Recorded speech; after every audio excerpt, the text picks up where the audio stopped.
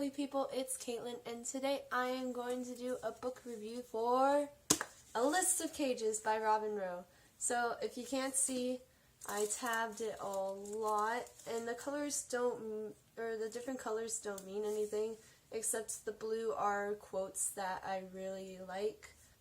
So in this book we follow a senior named Adam who has ADHD, and one of his electives is being a student assistant for the school psychiatrist, and right now I am presently a student assistant for the AP's office, and you basically don't do that much, so Adam just figures that he'll just chill during that class period and text his friends. However, the school psychiatrist assigns him to pick up a freshman and bring him to her office. He finds out that it is Julian, who used to be his foster brother 5 years ago. So now Adam and Julian start to grow their friendship like they used to be. However, Julian is hiding secrets about where he goes in the middle of the day and also what is happening at his home.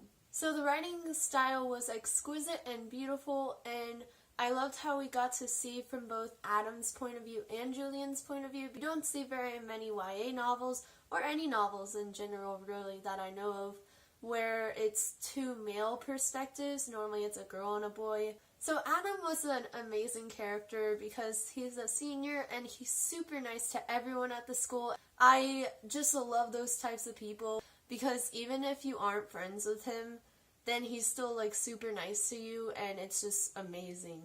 But it was really cool seeing how Adam just interacted with everyone, and when he passed by someone, if he just said hi to them, their face would brighten with a smile, and it would just make him so happy, making other people happy.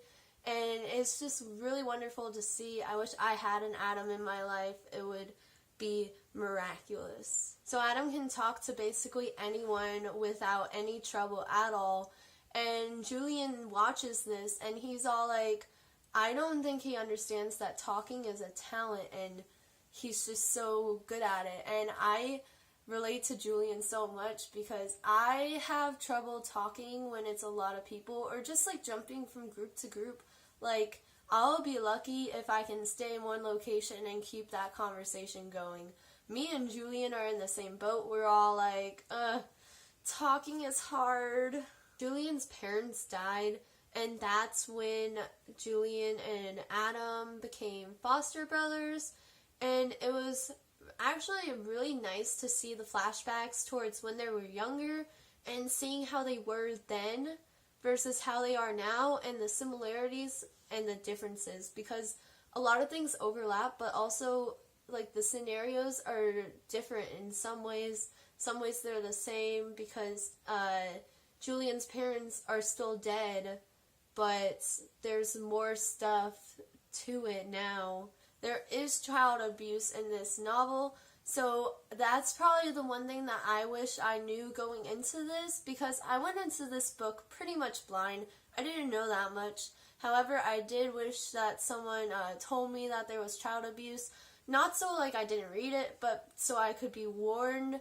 I gave it a 4.5 out of 5 stars. The only reason why I docked half of a star is because I did not like the romance in here at all. I didn't think it was necessary. I didn't like it. It was a lot of insta-love, and it just made me cringe inside whenever I saw it. Like, I didn't like the girl. It was really, really annoying to me, and I just wish she didn't put it in there. So I recommend this to anyone who doesn't mind the child abuse, so be warned for that. That's a trigger warning.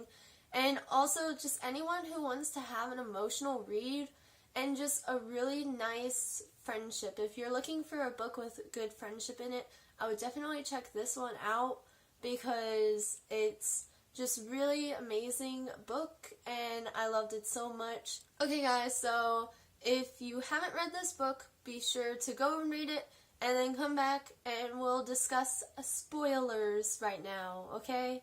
So, goodbye! Spoilers time. I want to start with the negative.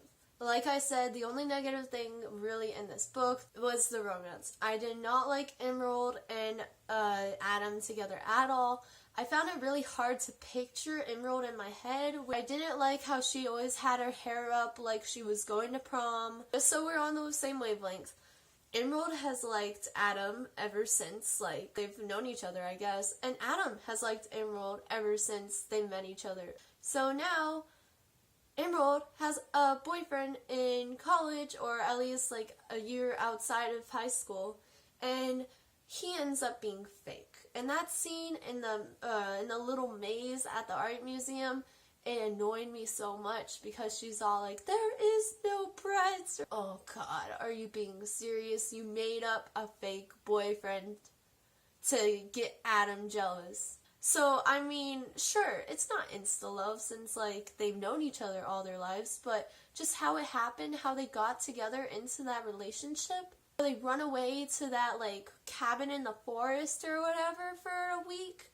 And they have sex basically every day, I'm guessing. And they, like, kiss underwater and they kiss under a waterfall. And I just thought it wasn't relevant at all. They're, like, my top hate couples right now. So, Uncle Russell.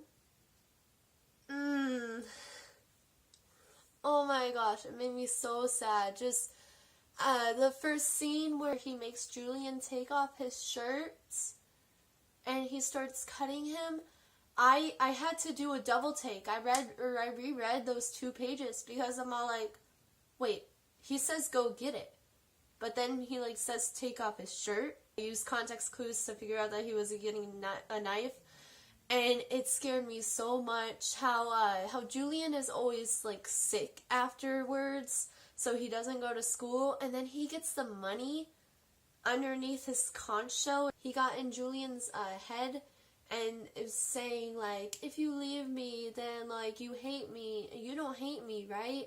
And Julian would just feel, like, so bad, be all like, no, I don't hate you. And then he got into the trunk. He put, like, the stars on top of the trunk or on top of the lid of the trunk. After a while, he wasn't even able to take a shower. He would just sit on the bathroom floor not being able to move because he was so, like, cramped. Adam just picking up these little tiny hints of, like, something is wrong with Julian and, like, what's going on with him, where his clothes are too small, and he drives him up to this house, which is, like, a big mansion, and it's all like, well, why does he have too small clothes when, like, they have this gigantic house? Because, I mean, he must have enough money to take care of them. And Adam gets that feeling to go inside, and he somehow, I don't know how he did it, but he found the trunk, and I was scared that the key wasn't going to be anywhere in the room. I was afraid that Russell was going to have the key with him, but thankfully he didn't, and then Julian was set free. I want to talk about the hospital for a little while because that was most of it. Adam, oh my God, he never left Julian, and Julian would always be so scared if Adam had left. And he ended up having to go to that little teen, like, the stuck with all the crazy people little club and circle where you have to talk about your feelings. And he has to, like, write down what makes him feel insecure or whatever. And he calls it his A List of Cages. And I think that that title suits it so perfectly. Like, A List of Cages, I'm all like, what's that book about? Like, is he stuck in a cage? Which, 1, yeah, he was stuck in a trunk. And 2, I just love it. So I liked a lot of Adam's friends also. They were really cool. I liked Charlie and how he had so many little brothers and sisters. And they would, like, play, they would always be playing downstairs, and whenever Adam would walk in the house, they would be all like, like, you're stepping in lava. It's basically impossible how many little brothers and sisters Charlie has. It was just over the top ridiculous, and I loved it so much. They were so fun to watch. I was so sad for Julian whenever he would talk about his parents, because it would always be all like, we didn't ever play board games. And Adam would always talk about, like, if they never did it, then he's never going to do it, which I'm sure isn't going to be true in the future. But for now, with still like the trauma and stuff, it still stinks. Seeing Julian be introduced into the world more than he used to be, like a laser tag and like going to concerts and stuff like that. Just seeing Adam introduce him to all those things, it was pretty neat to see how slowly but surely he is coming out of his shell. And I thought it was really incredible to watch, just seeing their friendship grow. In the novel where Julian goes outside in the backyard and Russell comes up, I was so scared. I was so scared he was going to take him. But then Adam's all like, I always get this weird like feeling, and I know when I get this weird feeling, something must be happening. I don't know how Adam does it. He did it with the trunk, and now he's doing it again. I don't know if he has some sort of like connection with Julian where he can tell when Julian's in trouble, but I was just all like, what? How can you tell that some guy is kidnapping Julian? And I was convinced for like 10 seconds that Adam was going to die. I was so scared for him. It was so scary. But then Charlie comes to the rescue, and then it's all like, holla, Charlie, you're one of my new favorite dudes right now because you saved Adam, you saved Julian, and you killed the Russell dude. And Julian starts getting more like brave afterwards, and Adam talks about how it's like, it's probably related to how Russell won't be able to find him anymore. And it was probably really accurate because, I mean, like, I would be scared to death if he was still like running around the country. In the last scene, he lays down and he looks towards the stars, and I'm just all like, oh, it was so nice, because in the trunk he was staring at like plastic stars that ended up fading away. However, like now he's looking up to the night sky towards all these stars, and it's so beautiful, and I loved it so much. Hey guys, so that's it for my spoiler-free review and discussion on A List of Cages by Robin Rowe. If you like this video, be sure to give it a big thumbs up and comment down below what you guys thought of this book. Especially comment on whether or not you liked Adam's and Emerald's relationship, because I definitely thought there was too much insta-love. And press subscribe to be notified for when I post new videos. Thank you all for watching, and I'll see you guys next time. Bye!